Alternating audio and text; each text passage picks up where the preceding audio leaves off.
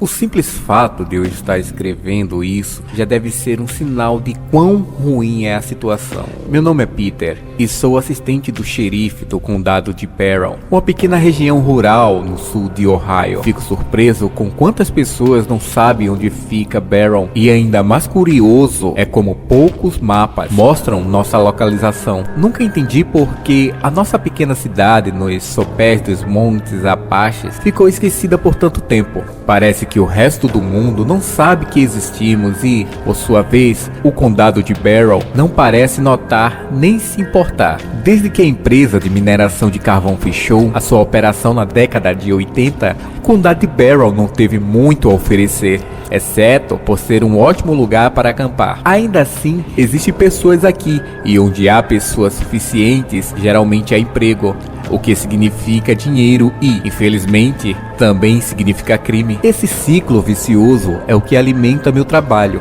embora eu tema as chamadas tanto quanto qualquer outro policial em ronda. Geralmente são disputas domésticas ou overdose de drogas, já que o condado de Barron parece ser atraente para traficantes de drogas, o que pode ser exaustivo às vezes. Você se sensibiliza com as famílias exigentes e não cooperativas, os reincidentes que não demonstram vergonha e as mulheres de lábios fechados com hematomas no rosto e claramente não vieram de uma queda de escada. Depois de um tempo, você começa a achar que já viu de tudo. Foi assim que eu estava na minha carreira, até algumas semanas atrás. Estava sentado no meu carro em uma estrada solitária chamada Rota 142, uma estrada de asfaltos de 2 pistas que percorre todo o condado, ligando a cidade de Collinwood no centro à cidade um pouco maior de Black Oak ao norte. Meu amigo e parceiro, Mike, estava relaxando em seu carro patrulha estacionado ao lado do meu, olhando na direção oposta para que pudéssemos conversar um com o outro pelas nossas janelas abaixadas enquanto fazíamos a nossa pausa para o almoço. Então, o que você está pensando? Perguntou Mike enquanto mastigava seu sanduíche habitual de atum e centeio. Eu sorri e cutuquei minha tigela Tupperware cheia de carne grelhada. Com certeza é a Andrea. Mike deu um grunhido de alegria amigável. Você e suas ruivas, cara. A minha escolha de qual linda funcionária do tribunal eu preferia namorar, defendi dizendo que ela é legal, disse eu, levantando meu garfo de plástico no ar, como se fosse um ponteiro para parecer intelectual. Toda vez que vou lá, ela está com um sorriso enorme no rosto e não age como se estivesse ocupada demais para falar comigo. E ela é maravilhosa, não é? Brincou Mike, levantando a sobrancelha escura. Sim, respondi rindo, embora meu coração tenha acelerado sobre o uniforme, lembrando do rosto bonito da Andrea, emoldurado por mechas carmesim, e toda vez que eu ia ao tribunal, quase não conseguia falar com ela, tímido como uma criança no parquinho. Mesmo assim, eu me ofereci para ser o voluntário que levava os nossos registros ao tribunal todas as segundas-feiras e, às vezes, quando estava sozinho na patrulha, praticava o que achava que diria ela se tivesse coragem de convidá-la para sair. Tipo, você gosta de churrasco? Conheço um ótimo lugar em Collinwood, não? Não é isso? Ei, Andrea, o que você acha das rodas gigantes? Ou trabalhar de guarda noturno na feira do condado? E pensei, não, isso também não é bom. Pensei alto. Mike se mexeu no banco do motorista e limpou os dedos em um guardanapo. Disse, eu ainda prefiro a Trace. O tempero dela é maravilhoso. Revirei os olhos para o fascínio do meu amigo pela loira do segundo andar. Piscava para todos os homens que a notavam. Tomei um gole da minha Coca-Cola e disse, você sabe que ela provavelmente dormiu com, tipo, metade dos... Base para a unidade 1-4. Interrompeu um rádio. Eu pulei e meu rádio estalou com a voz do nosso despachante. O sorriso pateta de Mike desapareceu e todos os pensamentos sobre mulheres bonitas deixaram minha mente. O cheiro do almoço grelhado agora revirou meu estômago e me forcei a respirar fundo. Lá vamos nós, pensei. Com os dedos úmidos, peguei meu microfone de ombro para clicar no botão preto de fala. Base, aqui é a unidade 1-4. Envie seu tráfego. Algum tempo se passou e eu rezei para que fosse algo menor, como um guaxinim nas latas de lixo da escola, um galho entrando dentro da casa de repouso ou a velha senhora Phillips ligando para reclamar do cachorro do vizinho que latia alto demais pela 8ª vez na semana. Unidade 1-4, responda. Um pedido de socorro do acampamento 1849, Beth, da Hardy Road. Relatos de um possível sequestro de crianças. Pelo menos um civil está desaparecido. O Night Ranger de New Whitney já está no local. Conecte-se com ele e prossiga com cautela. Unidade 1-4, copia, nos movendo para responder. Empurrei a tampa de volta para o meu almoço pela metade, joguei o recipiente no banco do passageiro e coloquei meu carro em movimento.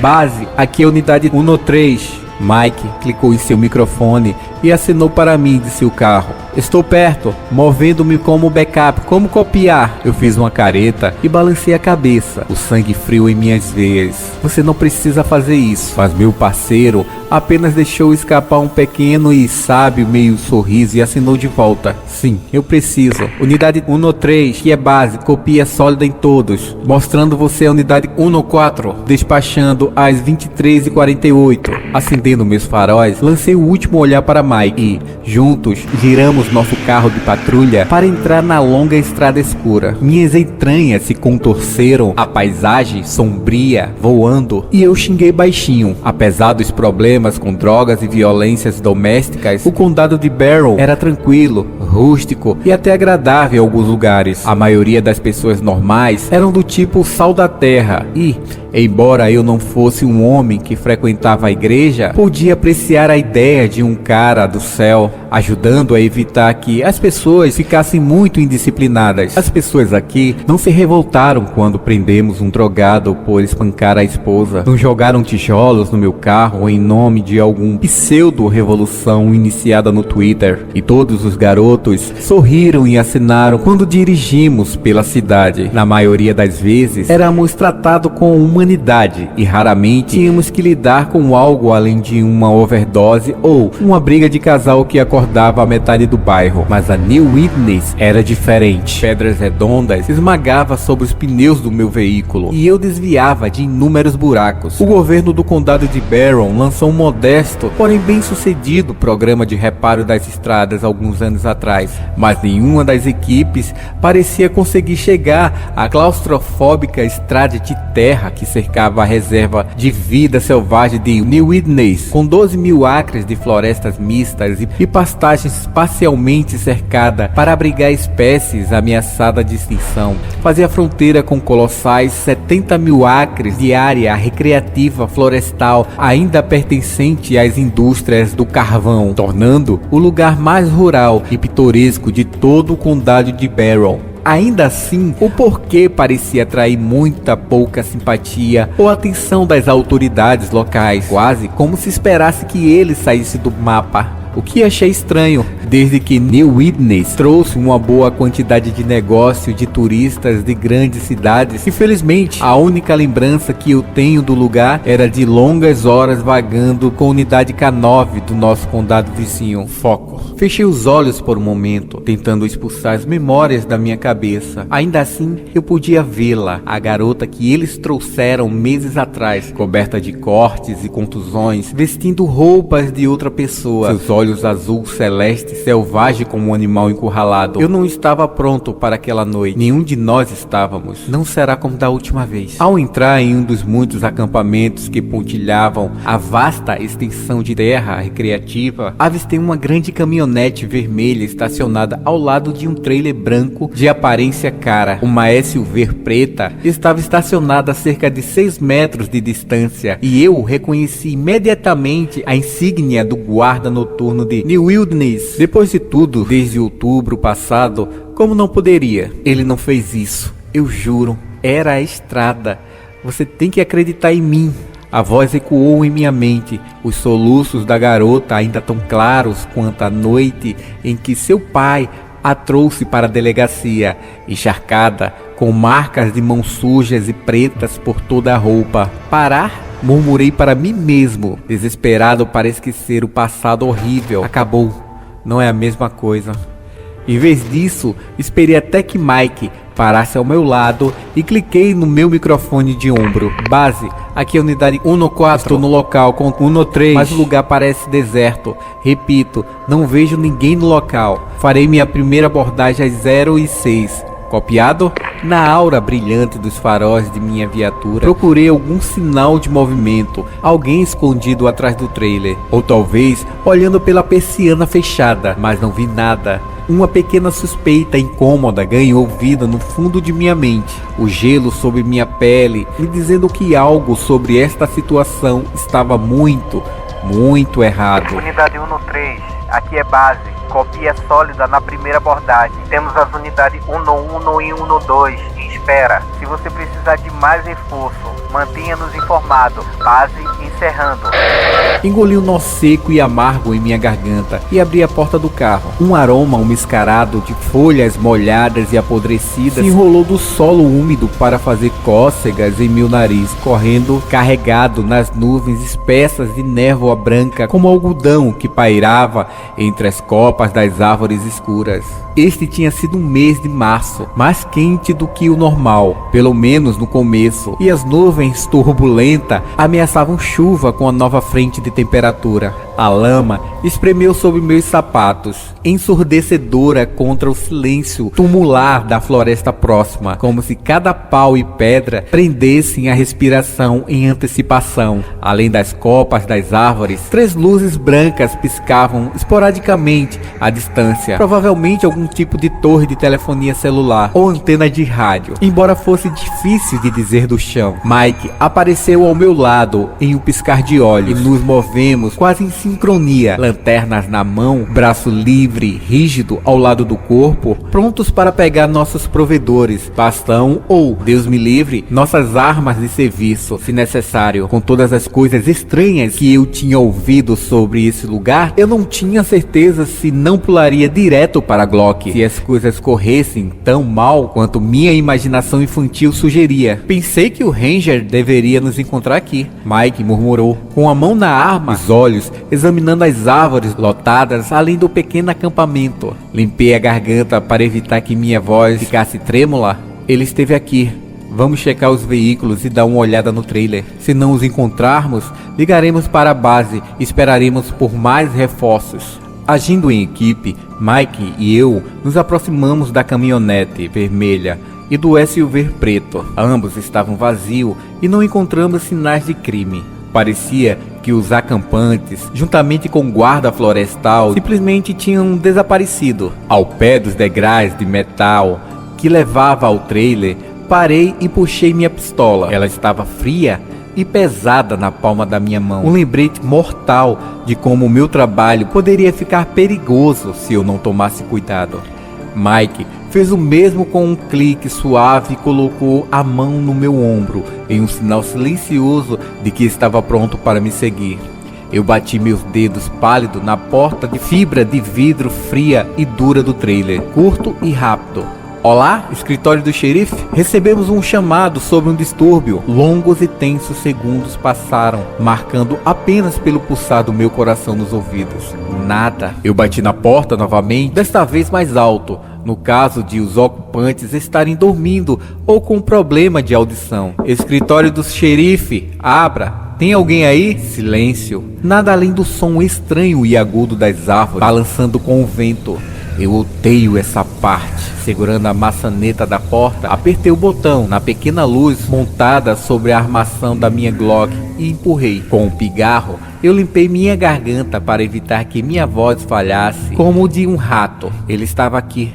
Vamos verificar o veículo e limpar o trailer. Se eles não estiverem aqui, vamos ligar e esperar por reforços. Mike e eu nos movemos em conjunto em direção à caminhonete vermelha e o SUV preto. Ambos estavam vazios e não encontramos nenhum sinal de crime. Era como se os campistas, juntamente com o guarda florestal, tivessem simplesmente desaparecido. A porta girou para dentro cerca de 5 polegadas. Esmagou até parar. O cheiro forte e metálico atingiu minhas minhas narinas, e por baixo da porta aberta saiu um pequeno filete de líquido vermelho cereja. Eu o reconheci imediatamente, e isso tornou a situação já desagradável muito pior. Alguém estava ferido ou morto, o que significava que isso tinha acabado de passar de uma criança perdida para uma investigação que poderia durar semanas a fio. Se fosse algo parecido como o último, talvez nem fosse resolvido ou gravado. Meu estômago roncou de repulsa,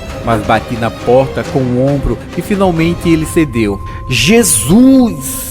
Dentro do apertado e escuro trailer, as paredes, o teto, as janelas, o chão estavam cobertos de pedaços salpicados de vísceras rasgadas, espessas manchas escarlates espalhadas por tudo. Era como se alguém tivesse sido jogado em um liquidificador gigante e depois expelido com um soprador de folha. Pedaços e pedaços de anatomia desconhecida coagulando sobre meus sapatos, com a argila pegajosa de Ohio do lado de fora. O cheiro fétido e metálico do sangue pairava no ar e senti o começo do vômito na minha garganta. Mas a pior parte de tudo isso era o silêncio. Nada se movia, nenhum som era ouvido, como se o lugar fosse um santuário sagrado para alguma divindade macabra e falar fosse um pecado mortal. Mike engasgou e encostou-se no batente da porta. Meu Deus, que poderia ter feito isso? O urso?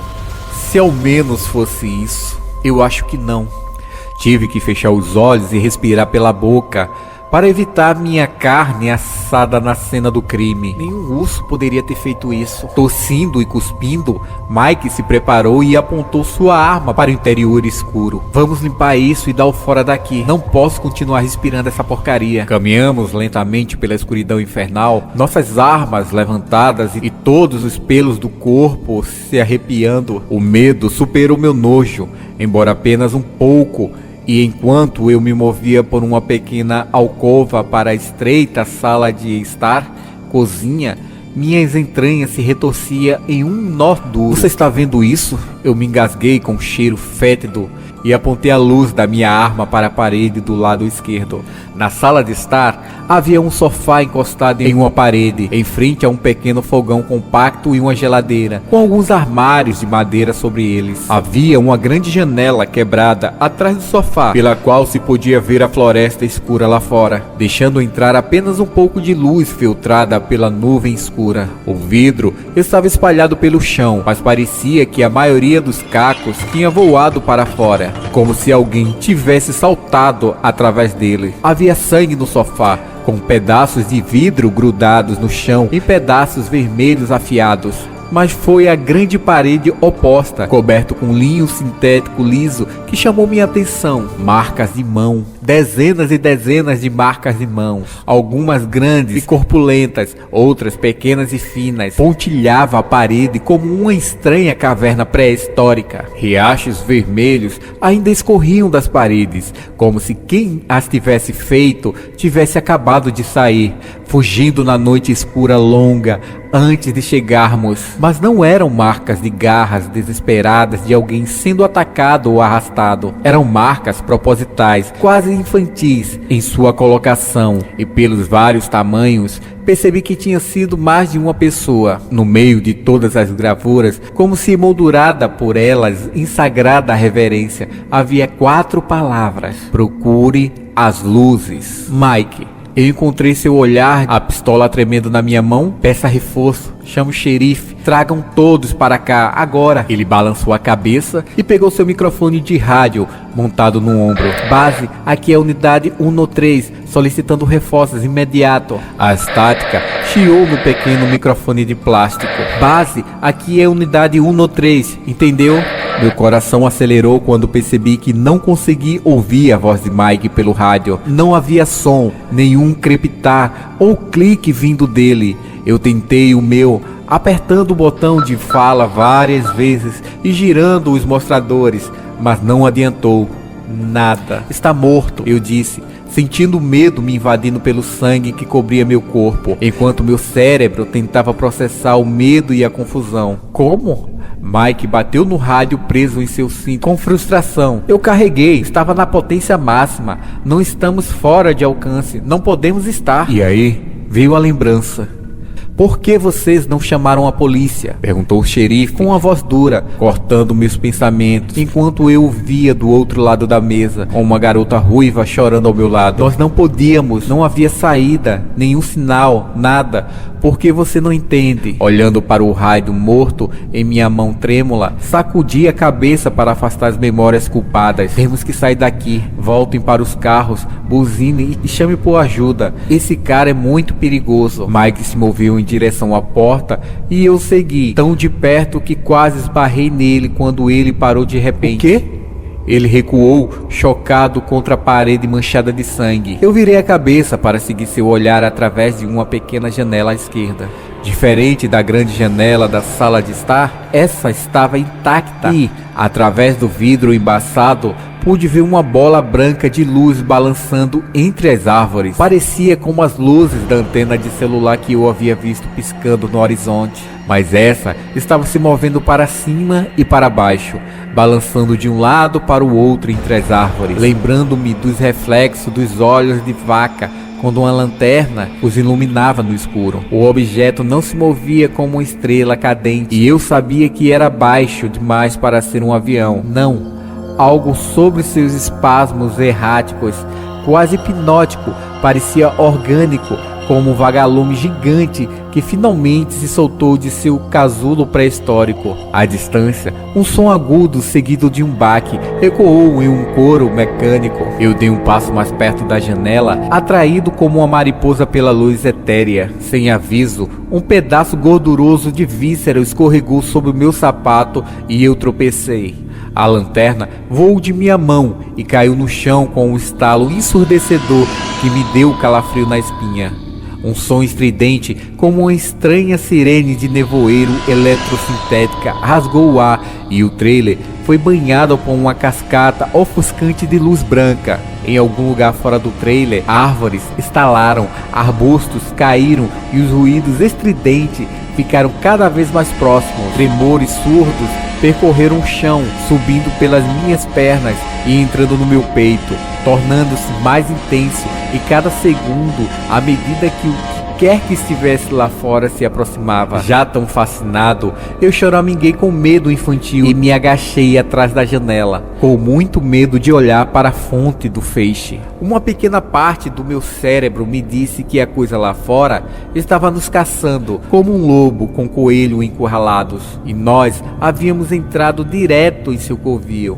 Seja o que fosse, precisávamos saber onde estávamos, e aquele trailer quebrado e horripilante não era uma defesa. Tínhamos apenas uma escolha: correr para nossos carros de patrulha ou ficar e acabar espalhados pelas paredes. Como se estivesse lendo minha mente, Mike disparou para os degraus do trailer e juntos corremos para a noite com as armas em punho.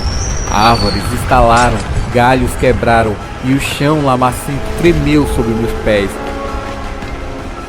Feixes redondos de luz sondavam o chão ao meu redor, como holofotes, tentando encontrar um fugitivo. Lama fria espirrou na parte de trás da minha calça do uniforme e meus pulmões queimaram com o ar úmido da noite. Ao meu lado, o trailer soltou um bicho derrotado e desabou sob o peso de algo enorme. Seus exteriores de fibra de vidro quebraram com facilidade. A caminhonete vermelha gemeu com um barulho de metal rasgando e seus alarmes de pânico soou para a vida, apenas para ser silenciado momentos depois por outro bate violento. Estava bem atrás de nós, tão perto que quase podia vê-lo com o canto dos olhos, uma sombra nítida e espasmódica que rastejava para fora da escuridão como um pesadelo angular. Base, entre, nós precisamos. O apelo desesperado de Mike foi interrompido e eu me virei para vê-lo. Prendeu o sapato em uma pedra e ele caiu. Em pânico, eu me joguei de volta para ele, mas uma parede de luz me atingiu bem no rosto diretamente de cima. Por instinto, olhei para cima. Uma luz branca ofuscante derramou em meus olhos e uma estática severa e aguda encheu meus olhos. Minhas pernas pararam de repente. Cada músculo do meu corpo congelou, como se paralisado por alguma mão invisível. Eu não conseguia pensar, não conseguia me mover. ver e minha respiração mal entrava e saía do meu peito. No fundo do meu crânio, observei impotente enquanto minha memória era aberta, como se alguém rastejasse pelos meus ouvidos e começasse a vasculhar as dobras do meu cérebro. Mais uma vez, eu vi a garota de cabelo ruivo que havia sido encontrada nos arredores de New Widnes em outubro passado, quase 12 milhas do seu carro abandonado, vestida com roupas de outra pessoa, delirando sobre um monstro matando sua amiga. Notei os olhares de irritação no rosto do xerife quando ela se recusou a admitir que o cara com quem ela estava a abordou. Em vez disso, alegou que tinha sido uma estrada escura e misteriosa que a levou ao erro. E eu me encolhi com os detetives repreendendo-a, tentando acusá-la antes de dispensá-la, quanto mais ela insistia em sua história bizarra. Por fim, observei a garota se virar para chamar minha atenção quando ela foi escoltada para fora da estação pela última vez e percebi seu apelo desesperado e silencioso para que alguém acreditasse nela. Eu não tinha, ninguém tinha. No entanto, quando os detetives descartaram o caso, quando os arquivos desapareceram e o xerife ameaçou demitir qualquer um que falasse com a mídia sobre isso, eu sabia que estava errado. A garota não merecia ser tratada daquela maneira. A cada pergunta que eu fazia, mais hostil o departamento se tornava. E eu me convenci de que ela tinha descoberto algo que o xerife sabia e que os detetives temiam. Algo estava escondido na floresta da reserva de vida selvagem de New Widnes. Agora você vê? Eu virei a cabeça como se alguém a estivesse virando para mim e vi 4 pessoas se aproximando da luz. Um homem, uma mulher e um menino, todos vestidos com roupas de acampamento. Sorri ao lado de um homem mais velho, vestido com uma camisa preta dos guardas noturnos de New Widnes. Todos pareciam felizes, despreocupados, e sorriam para mim com uma alegria contagiante. A luz é a perfeição, disse o guarda chamado Daniel, com um sorriso largo e brilhante. Segurança, suspirou a mulher, seu rosto iluminado pela luz branca. Paz, repetiu o homem ao lado dela, com os braços em volta da mulher e do menino. O menino estendeu sua mãozinha para mim, riu e me chamou para mais perto. Vamos brincar conosco. Talvez não fosse tão ruim. A luz era agradável, quente e suave. Comecei a esquecer a garota misteriosa, o xerife e meu trabalho. Qual era o meu trabalho? Eu não conseguia me lembrar. Carros e luzes, uma ruiva que sorria para mim todas as vezes que eu entrava, café, mas nada como isso. Não, aquilo era bonito, seguro, perfeito, incapaz de resistir. Deixei a arma escorregar das minhas mãos e peguei a mão do garoto. Bem, um tiro cortou o ar. A luz oscilava entre o branco brilhante e o preto abissal. As 4 pessoas à minha frente gritaram, seus rostos contorcidos em olhares odiosos de raiva, olhos escuros como a noite e riachos de lodo de ébano corriam por seus queixos.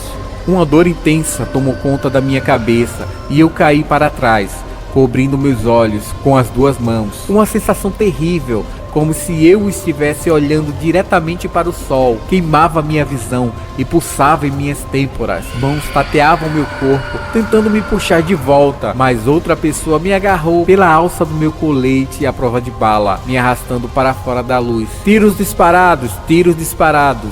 Uma voz gritou no rádio, mas não houve resposta. Meus pés se afundavam na lama espessa enquanto eu era puxado para trás. Com os olhos turvos, observei o mundo ao meu redor tremer.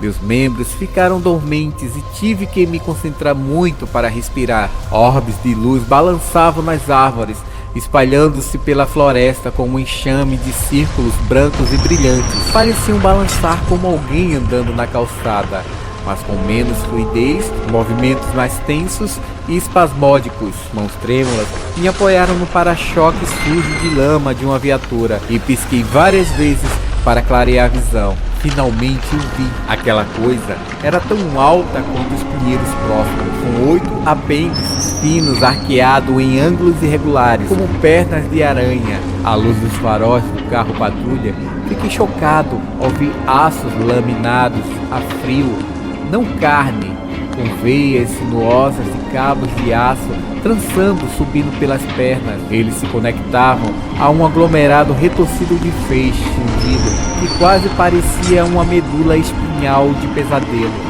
No final dessa massa confusa, cercada por 6 lâmpadas do tamanho de um punho, um prato de um sinal circular pintado de branco balançava violentamente para frente e para trás, com uma única sirene em forma de cone projetando-se abaixo. Debaixo do prato pendiam cabos longos e ondulantes cobertos por camadas pegajosas de sangue que se contorciam independentemente de uma das outras, com 4 figuras ensanguentadas penduradas, quebradas e dilaceradas entre elas.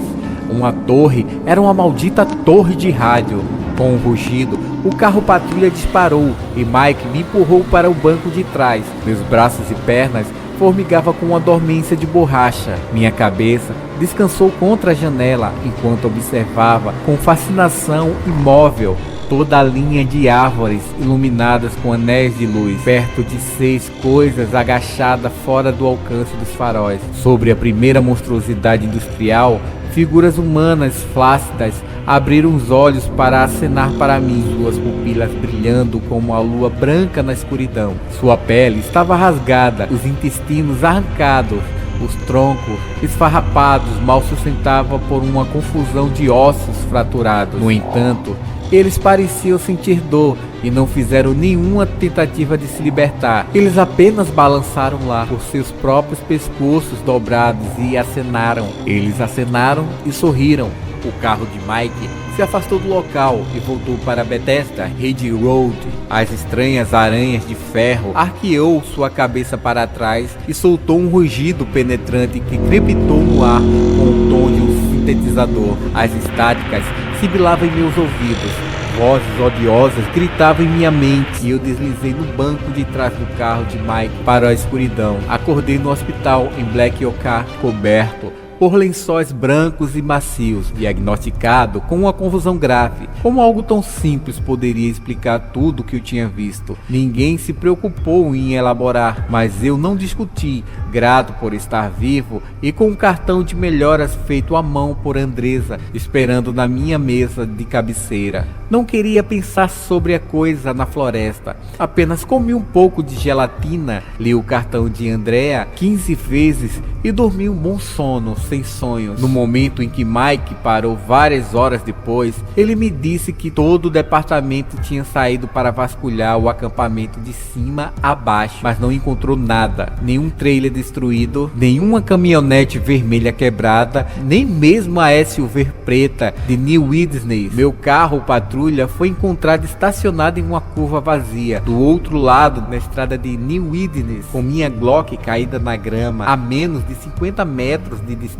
Era como se eu tivesse sonhado tudo aquilo, com a minha única garantia de que tinha sido real, sendo meu parceiro de olhos arregalados, sentado em sua cadeira estreita ao lado da minha cama de hospital. Depois de receber alta do hospital, fui diretamente com Mike para a delegacia, a fim de relatar ao xerife o que havia acontecido. Apesar de os outros oficiais terem vasculhado o acampamento conosco, o xerife não acreditou na nossa história. Contudo, quando o xerife da segurança de New Whitney informou sobre o desaparecimento de um guarda florestal e de um veículo, Mike e eu fomos justificados. No entanto, as coisas só pioraram a partir daí. Ambos fomos obrigados a assinar acordo de confidencialidade, sob a pena de sermos demitidos e processados caso não aceitássemos. Quem falasse sobre o evento fora do departamento era imediatamente suspenso sem remuneração, o que acabou acontecendo com várias pessoas. Nossas câmeras corporais e de painéis foram confiscadas.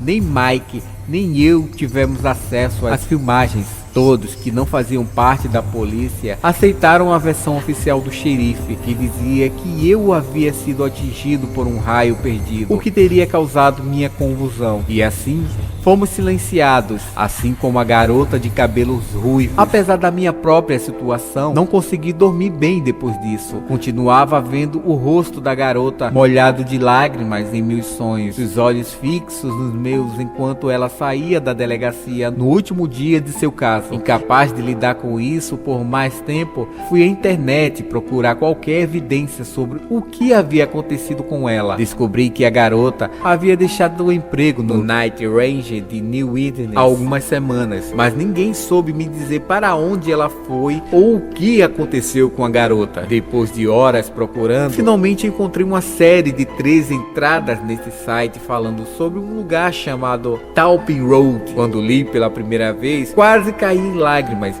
e senti vergonha e medo paralisante. Ela estava certa. A garota de cabelos ruivos estava dizendo a verdade o tempo todo, o que significava que o que eu vi era real e ainda lá fora. Não sei se ela conseguiu parar a criatura que encontrou, mas aconteça o que acontecer, parece que agora as comportas foram abertas. Recebemos chamada para a área de New Witness quase todas as noites, a maioria dela nos Night Ranger, pedindo um reforço armado. Eventos estranhos ocorreram dentro e fora do parque, como se nada pudesse mais impedi-los. 2 dos nossos oficiais foram gravemente feridos em ataque misterioso e o xerife se recusava a deixar-nos alertar o governo estadual ou federal sobre eles. Mike estava pensando em desistir e eu admito que também estou em dúvida sobre o que fazer. Isso está ficando fora do controle e, no entanto, nem sequer sabemos com o que estamos lidando. Acho que ninguém sabe. Se você está escutando isso e mora perto de Black Oak ou Collingwood, arrume as suas coisas e fuja. Não importa o tempo ou a distância. Apenas mantenha-se o mais longe possível daqui. Para todos os outros que moram fora do condado de Barron ou mesmo fora de Ohio, tudo o que posso dizer é para prestar atenção e ouvir relatos estranhos nas notícias regionais menores sobre incidentes envolvendo guardas florestais e policiais na floresta. Provavelmente qualquer coisa que seja relatada será retirada, desacreditada ou censurada para evitar o pânico público, como suspeito que o xerife esteja tentando fazer. Mas se você for rápido o suficiente, salve ou imprima a página antes que seja removida e você poderá ver a verdade que me mantém acordado à noite, a verdade que todos aqui estão com muito medo de expressar em voz alta. Há algo lá fora, nas florestas, ao redor de New Witness, e seja lá o que for, está se espalhando.